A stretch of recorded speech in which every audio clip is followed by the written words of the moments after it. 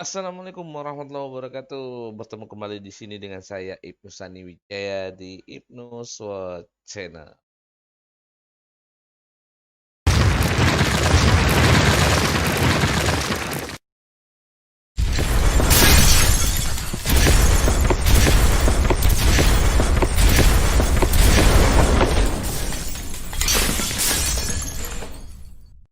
Oke, baiklah ya. Untuk video kita kali ini itu kita melanjutkan dari video pembelajaran sebelumnya itu mengenai penjadwalan CPU.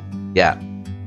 Nah, untuk video kali ini lanjutan dari penjadwalan CPU ya, di mana di video sebelumnya itu sudah membahas mengenai penjadwalan CPU FGFS first come first serve, kemudian primitive shortest job first, dan non primitive shortest job first. Dalam algoritma penjadwalan tersebut, ya bagi kalian yang baru bergabung di dalam channel ini, ya silakan simak video sebelum kita, yaitu penjadwalan CPU ya. Nah, dan kali ini untuk penjadwalan CPU lanjutannya dalam algoritma penjadwalan yang akan dibahas ini adalah algoritma penjadwalan round robin dan Higgs penalty ratio next. Yuk, langsung saja kita ke video pembelajaran penjelasan dari algoritma penjadwalan round robin dan Higgs penalty ratio next. Baiklah ya, dalam video pembelajaran kali ini seperti yang sudah saya sampaikan tadi, ya langsung kita ke dalam video pembelajaran yang dimana pembahasan kita di sini adalah mengenai penjadwalan CPU ya. Kita masih melanjutkan dari materi di dalam penjadwalan CPU sebelumnya. Nah, seperti yang sudah disampaikan tadi ya, ada pembahasan kita di sini adalah mengenai algoritma penjadwalan CPU ya. Nah, algoritma penjadwalan CPU ya ini sudah kita bahas di sebelumnya. Ada first come first serve, kemudian juga ada FCFS, kemudian juga ada ya parameter shortest job first-nya, kemudian ada non parameter shortest job first. Ya, minggu yang lalu sudah kita bahas ini. Dan ya, untuk pembahasan hari ini ya, dalam video pembelajaran kali ini saya akan membahas mengenai round robin dan Higgs penalty ratio next. Nah, di dalam pembahasan penjadwalan round robin, ini adalah pembahasan yang dimana algoritma penjadwalan yang diberikan oleh sistem operasi kepada CPU. Ya, adapun algoritma di sini yang diberikan oleh sistem operasi kepada CPU adalah merupakan algoritma yang dijalankan prosesnya itu berdasarkan dari yang namanya kuantum waktu. Ya, nah penjadwalan ini tanpa prioritas. Dengan secara bergantian ya, si prosesor akan melayani prosesnya. Namun dalam proses yang dilakukan ini tadi tetap menyesuaikan dari khususnya kuantum waktunya. Apa itu kuantum waktu? Ini adalah sebuah waktu sejenak yang digunakan oleh prosesor untuk melayani setiap prosesnya. Dan ini untuk pelayanan prosesnya harus tetap mengikuti dari kuantum waktu tersebut. Misalnya ada proses pertama yang sedang dilayani. Nah, di sini nanti dalam pelayanan prosesnya, jika menggunakan round robin di sini, misalnya proses pertama itu dengan memiliki lama prosesnya 5 milisecond. Maka di sini jika ada kuantum waktunya 2, ya, berarti yang ini dijalankan dalam pelayanan proses pertama, di dalam proses pertama tadi itu cukup 2 milisecond dulu. Ya, bukan berarti 2 milisecond ini dia langsung habis, tidak. Nah, ini dia akan dilanjutkan, ya akan dilanjutkan nanti setelah proses-proses setelahnya dari P1 tadi itu sudah dijalankan juga berdasarkan kuantum waktu. Nah, jadi dalam proses pelayanannya perubahan kuantum waktu membedakan hasil layanan terhadap antrian yang sama. Nah, itulah di dalam khususnya penjadwalan CPU dalam khususnya algoritma round robin ya. Nah, sebagai contoh seperti soal berikut ini. Nih, kan ya. Ada 5 buah proses, ada A, B, C, D, E. Ya, 5 buah proses ini sudah saya langsung urutkan ya. Langsung sudah saya urutkan di sini, yang dimana ya proses A ada 0 dia datang. Nah, di sini A datang di 0 dan lama prosesnya itu ada 4 milisecond. Dan dilihat dalam soal ini, untuk mencari average waiting time dan turnaround time-nya, di sini kita menggunakan algoritma round robin. Nah, artinya apa? Berarti di sini kita harus menjalankan prosesnya. Berarti di sini itu dengan berdasarkan kuantum waktu. Ya, dari soal yang sudah diberikan di dalam ini tadi, itu kuantum waktu yang dijalankan dalam setiap proses itu adalah 2 milisecond. Berarti ya, di dalam hal di sini akan ada jeda waktu ya untuk pelayanan proses yang berikutnya setelah 2 milisecond ya. Nah, misal contoh seperti ini. A jalan ya di 0. Ya, berarti dia akan tiba duluan. Maka A dilayani ya kan ya. Setelah A dilayani dari 0 ya 1 2, maka di sini ini diabaikan tetap. Dia tetap mengabaikan, tidak memperhatikan apapun seperti algoritma sebelumnya ya. Nah, nanti dia tetap jalan dari 0 sesuai dengan kuantum waktunya karena di sini lama prosesnya 4. Berarti dari 0 dia datang dan dia akan berjalan sebanyak kuantum waktu yaitu 2 milisecond. 0 1 2. Nah, di sini sudah dijalankan 2. Berarti untuk proses A itu masih menyisakan proses yaitu 2 milisecond. Nah, selanjutnya bagaimana? Selanjutnya yang akan dijalankan adalah proses B ya. Proses B dijalankan dari mulai 1 tadi seharusnya dia sudah mulai di 1. Namun karena di dalam hadis ini tadi A dilayani terlebih dahulu, tidak sampai tuntas tapi dijalankan berdasarkan kuantum waktu. Berarti dari 0 dia melompat ke 2. Berarti B-nya tadi itu akan mulai dilayani itu di 2 milisecond. Di 2 milisecond, ya, kuantum waktunya 2. Kebetulan saja di sini ya, untuk lama proses dari B atau burst time dari B itu 2. Sehingga dia prosesnya langsung habis karena apa? Kuantum waktu di sini diberikan adalah 2. Nah, itu ya. Itu ya dalam proses untuk algoritma penjadwalan round robin. Nah, bagi teman-teman yang mungkin masih kurang paham dari apa yang dijelaskan tadi, silakan simak video berikut ini, video simulasi. Round robin. Penjadwalan prosesor round robin. Round robin adalah penjadwalan yang dilakukan secara bergiliran berdasarkan antrian. Prosesor mengerjakan sesaat setiap proses berturut-turut. Proses yang telah dieksekusi prosesor dan belum selesai, maka akan kembali ke antrian terakhir yang ada pada saat itu. Langkah pertama, seperti biasa kita jumlahkan dulu semua burst time untuk mengetahui lama proses keseluruhan. Nah, setelah dijumlahkan, maka didapatlah lama proses keseluruhannya, yaitu 22. Selanjutnya, kita buat kolom berjumlah 22 sesuai dengan hasil penjumlahan keseluruhan burst time seperti di bawah ini. Di soal ini memiliki kuantum sama dengan 2, yang artinya proses akan berjalan sebanyak 2 milisecond dan kemudian sisanya akan mengantri. Di proses 1 ini memiliki burst time 5. Proses 1 berjalan selama 5 milisecond. Karena memiliki kuantum 2, maka hanya akan berjalan 2 milisecond saja dan sisanya akan mengantri. Sisa dari P1 yaitu 3, karena burst time-nya 5 dan baru berjalan 2. Kemudian, proses P2 berjalan sebanyak 2 milisecond dan sisanya akan mengantri. Sisa pada P2 yaitu 1, karena burst time-nya 3 dan yang baru berjalan yaitu 2. Maka sisanya 1 yang mengantri untuk proses berikutnya.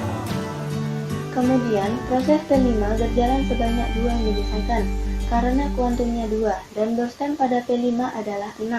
Maka sisanya yaitu 4 milisecond yang akan mengantri di proses berikutnya. Kemudian proses P4 berjalan sebanyak 1 milisecond dan proses P4 akan langsung habis karena burst time-nya hanya 1 milisecond saja. P4 selesai, maka bisa langsung diketahui start time-nya yaitu start time pada P4 yaitu 6 dan finish time-nya yaitu 7. Kemudian responden pada P4 kita dapatkan dari rumus RT sama dengan FT dikurang AT. Jadi 7 dikurang 3 sama dengan 4. Berikutnya P3 berjalan sebanyak 2 ms. Berikutnya P3 berjalan sebanyak 2 milisecond dan sisanya akan mengantri. Berikutnya proses P1 berjalan lagi sebanyak 2 milisecond karena tadi masih ada yang mengantri dan sisanya akan mengantri lagi. Antrian pada P1 tinggal 1 untuk ke depan lagi. Antrian pada P1 tinggal 1 yang mengantri untuk proses selanjutnya. Nah, berikutnya proses P2 berjalan lagi sebanyak 1 milisecond karena tadi yang mengantri hanya tinggal 1 milisecond, maka P2 sudah habis. P2 selesai, maka kita dapat mengetahui startnya yaitu 2 karena dia dimulai dari 2 dan finisannya yaitu 12 karena berhenti di 12. Kemudian respon time pada P2 yaitu 12 dikurang 1 sama dengan 11. Kemudian proses P5 berjalan lagi sebanyak 2 milisecond karena tadi masih ada 4 milisecond yang mengantri dan sisanya akan mengantri lagi. Ini berjalan 2 milisecond, sisanya akan mengantri lagi. Kemudian proses P3 berjalan lagi sebanyak 2 milisecond karena tadi masih ada 5 milisecond yang mengantri, maka sisanya akan mengantri di berikutnya nanti.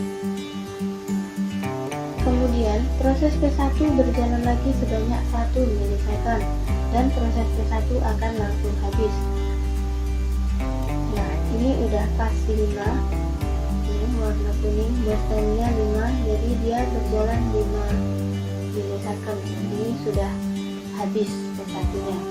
Maka kita dapat mengetahui start time pada P1 yaitu startnya 0 karena dia dimulai dari 0 dan finisannya yaitu 17 karena berhenti di 17. Kemudian respon time pada P1 yaitu 17 dikurang 0 sama dengan 17. Selanjutnya proses P5 akan berjalan lagi sebanyak 2 milisecond dan antrian proses P5 akan habis. Ini dia proses P5 nya akan habis. Ini sudah pas bertanya 6 2 2 2, maka sudah habis proses P5 nya.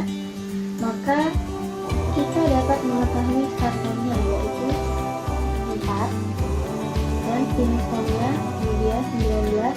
Maka respon time pada P5 yaitu 19 dikurang 2 sama dengan 17. Berikutnya, antrian proses P3 berjalan lagi sebanyak 2 milisecond dan antrian proses P3 akan langsung habis karena P3 tinggal terakhir. P3 selesai, maka kita dapat mengetahui start time-nya yaitu 7 dan finish time-nya yaitu 22. Maka respon time pada P3 yaitu 22 dikurang 4 sama dengan 18. Selanjutnya adalah mencari effect waiting time dan turnaround time. Ini dia keterangannya, TI sama dengan jumlah semua respon time dan TR-nya sama dengan TI dibagi banyaknya proses. Maka TI sama dengan 17 ditambah 11 ditambah 17 ditambah 4 ditambah 18, maka hasilnya 64. Dan TR-nya sama dengan 67 dibagi 5 sama dengan 13,4. Oke, gimana teman-teman dalam video simulasi tadi? Ya, mudah-mudahan video simulasi tadi itu bisa memberikan gambaran bagi teman-teman semuanya, ya, bagaimana cara penjalanan dalam algoritma penjadwalan round robin. Next, selanjut berikutnya di sini, ya, yaitu penjadwalan algoritma penjadwalan Higgs penalty ratio next.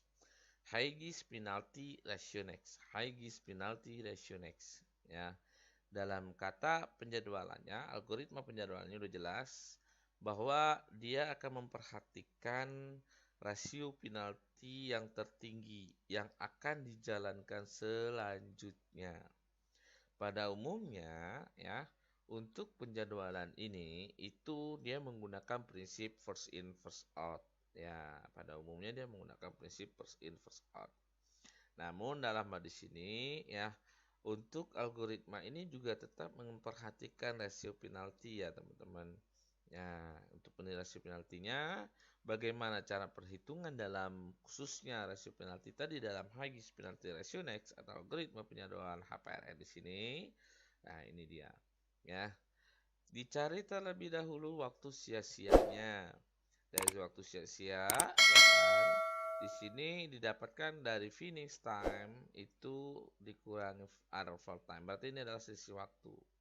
Ya, setelah itu baru dapat rasio penalti yang dimana rasio penalti ini itu didapatkan dari waktu selisih waktu tadi ya, waktu sia-sia tadi, selisih waktu sia-sia itu akan digabungkan atau dijumlahkan dengan lama proses dari proses tersebut dan nanti akan dibandingkan dengan lama proses itu lagi ya, itu untuk mendapatkan namanya rasio penalti dari khususnya untuk Hughes penalty ratio next. Nah, jika sudah didapatkan dari keseluruhan proses ya, nah di mana siapa yang mendapatkan rasio penalti yang tertinggi, maka inilah yang akan dilanjutkan berikutnya. Itu ya dalam proses untuk algoritma penjadwalan HPRN. Ini sebagai contoh seperti ini ya. Nah, ini sama seperti tadi, dilayani terlebih dahulu adalah A. Oke, A diselesaikan sampai tuntas karena dia tetap menggunakan prinsip FIFO ya untuk proses pertamanya. First in first out, maka A dihabiskan sampai 4 milisecond. Berarti di sini ya sudah diketahui waktu finish time dari proses A ya, kita ketahui. Nah, untuk lebih lanjutnya ya, untuk teman-teman yang ingin mengetahui bagaimana perhitungan dalam algoritma penjadwalan HPRN, yuk silakan kalian simak video simulasi berikut ini.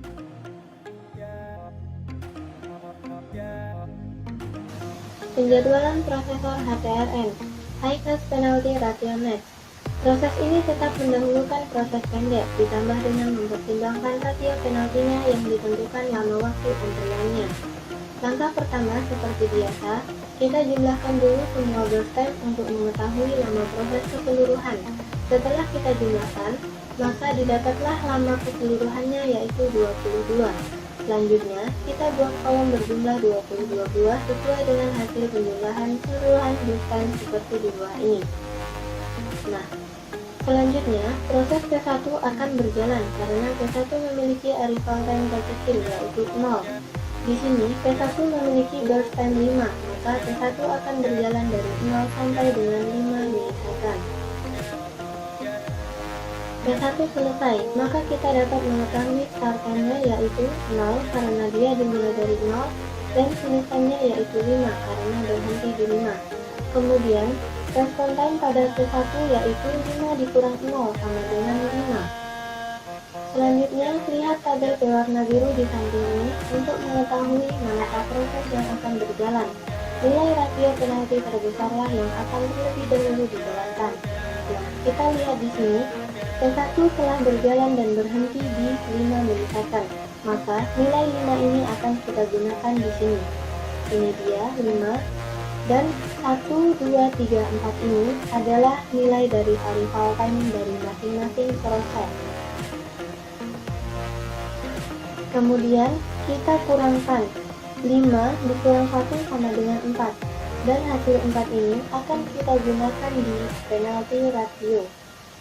Ditambahkan dengan 3 yaitu burst time pada P2 dan dibagi dengan 3 burst time P2 juga. Nah, jadi hasilnya adalah 2,33. Nah, begitu juga dengan P5 sama caranya seperti P2 ini tadi. Nah, kita lihat di sini proses P4 memiliki rasio penalti terbesar yaitu 3. Maka P4 akan dijalankan dulu. Di sini P4 memiliki burst time yaitu 1, maka P4 berjalan selama 1 milisecond. P4 selesai, maka kita dapat mengetahui start time-nya yaitu 5 dan finish time-nya yaitu 6. Maka respon time pada P4 yaitu 6 dikurang 3 sama dengan 3.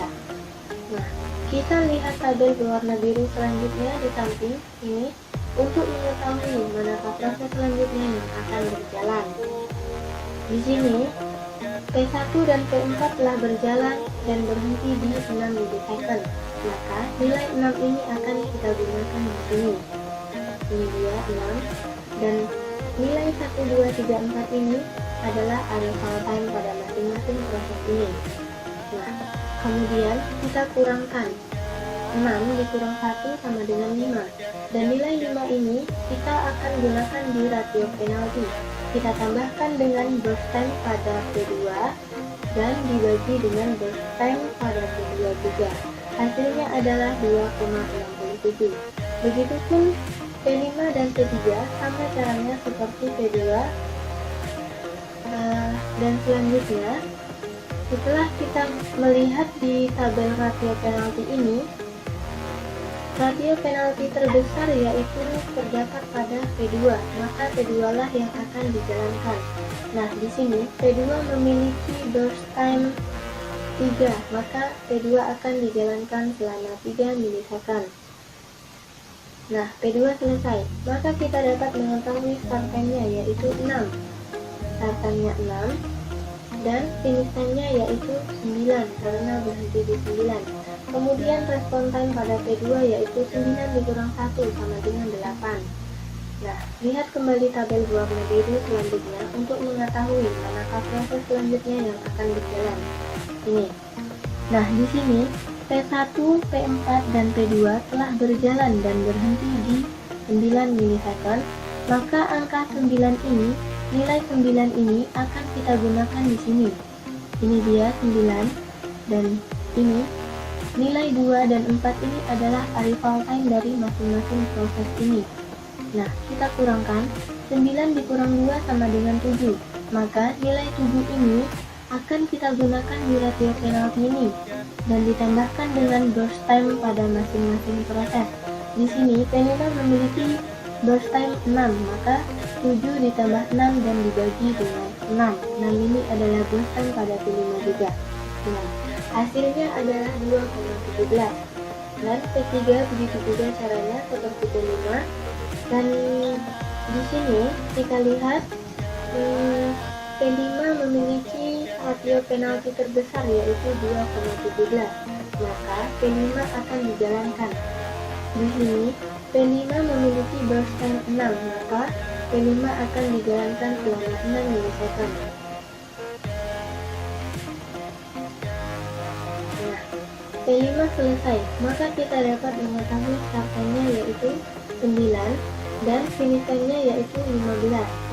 Maka respon time pada P5 yaitu 13 karena 15 dikurang 2 sama dengan 13. Dan selanjutnya, karena proses P3 tinggal sendirian, tinggal terakhir dan tidak ada perbandingan lagi, maka P3 akan langsung dijalankan. Di sini P3 memiliki burst time 7, maka P3 akan berjalan 7 milisecond dan akan langsung habis. Oke, penjadwalan prosesor HPRM selesai. Maka kita dapat mengetahui start time-nya yaitu 15 dan finish time-nya yaitu 22. Maka respon time pada P3 yaitu 22 dikurang dengan 4 sama dengan 18. Nah, selanjutnya adalah mencari efek waiting time dan turnaround time. Ini dia keterangannya. TI sama dengan jumlah semua respon time dan TR-nya sama dengan TI dibagi banyaknya proses. Nah, maka TI sama dengan 5 ditambah 8 ditambah 13 ditambah 3 ditambah 18 dan hasilnya adalah 47. Maka hasil 47 itu kita gunakan pada turnaround time yaitu 47 dibagi dengan 5. 5 ini adalah banyaknya proses. Hasilnya adalah 9,4. Nah, Oke, baiklah. Bagaimana teman-teman semuanya?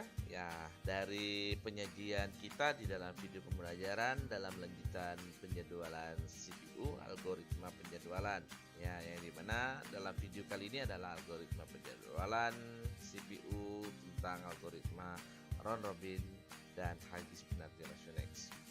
Nah, mungkin bagi teman-teman yang bisa memahami dari apa yang sudah kita jelaskan tadi, silakan dipelajari kembali ya.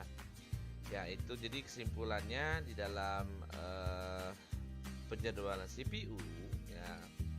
Ya, dalam hal di sini sistem operasi tidak semata-mata langsung melayani proses yang minta dilayani dan langsung melepaskan resource yang nantinya akan dialokasikan ke dalam proses tersebut. Tidak seperti itu. Namun dalam hal di sini ya ada proses penjadwalan yang dilakukan.